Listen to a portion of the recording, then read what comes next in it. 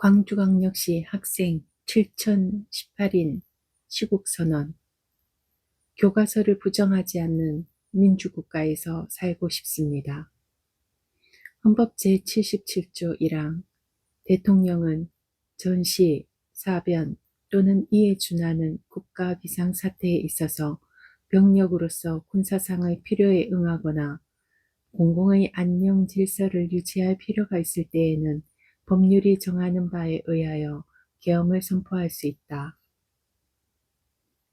12월 3일 22시 30분경 윤석열 대통령은 반국가 세력 척결이라는 이유로 비상계엄을 선포하였습니다.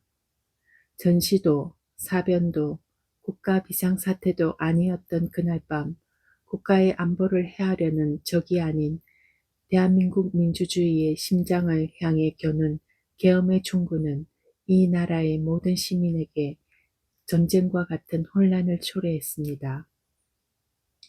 특히 군부 독재의 상징과도 같던 계엄령은 44년 전 이곳 광주에서 있었던 민주주의를 위한 위대한 투쟁과 더불어 아직도 아물지 않는 아픔에 대해 배우며 자란 우리에게 대한민국의 민주주의가 또다시 비극에 빠질지 모른다는 두려움과 공포감을 안겨주었습니다.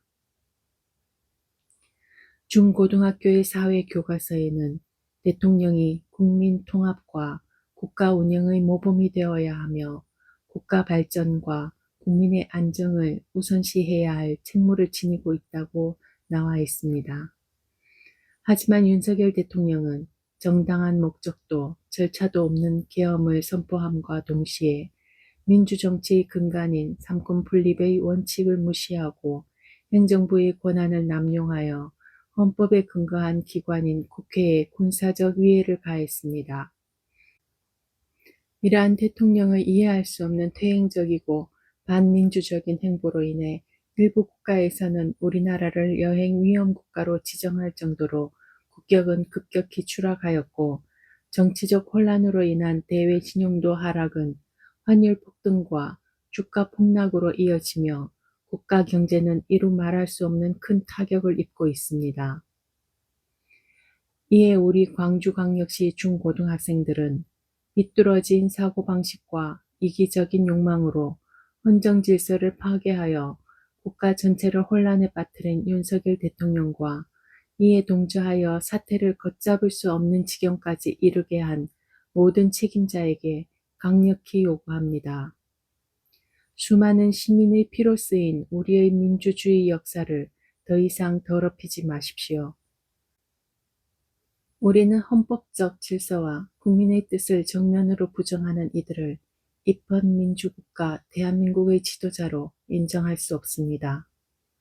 조금이라도 염치라는 것이 있다면 부끄러운 줄 알고 조속히 지금의 위치에서 물러나 이 모든 사건의 책임자로서 마땅히 처벌받으시길 바랍니다. 비상계엄으로 내란을 도모하여 공공의 안녕질서 유지라는 책무를 다하지 못한 대통령과 여기에 가담한 공범들은 최소한 마지막만큼이라도 어른으로서 자신의 행동에 책임을 지는 모습을 보이십시오. 또한 대한민국의 국회의원들에게도 요구합니다. 대의민주주의 체제에서 국회의원은 국민의 대표자로서 민의를 국가 정치에 반영해야 할 의무를 지고 있습니다. 지금 국민들은 탄핵 소추안에 대한 국회 본회의 의결이 부결도 아닌 정족수 부족으로 인한 투표 무산이라는 사실에 더욱 분노하고 있습니다. 지금은 여야나 좌우의 구분이 아닌 대한민국의 정치인으로서 구국을 위해 적극적으로 협력해야 할 때입니다. 사익만을 추구하는 무의미한 정쟁을 당장 멈추고 풍전등화의 위기에 처한 대한민국의 현실을 직시하십시오.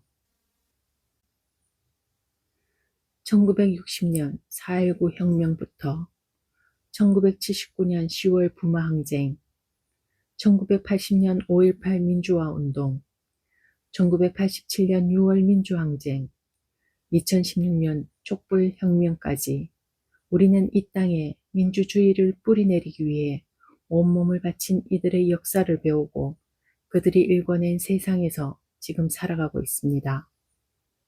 대한민국의 학생이자 미래의 유권자로서 우리 광주광역시의 중고등학생은 민주주의를 향한 그들의 숭고한 정신을 계승하며 배움을 통해 옳고 그름을 정확하게 판단하여 행동할 수 있는 참된 어른으로 성장할 수 있도록 학생으로서 그 의무를 다하고 대한민국 시민으로서의 권리를 적극적으로 행사할 것입니다.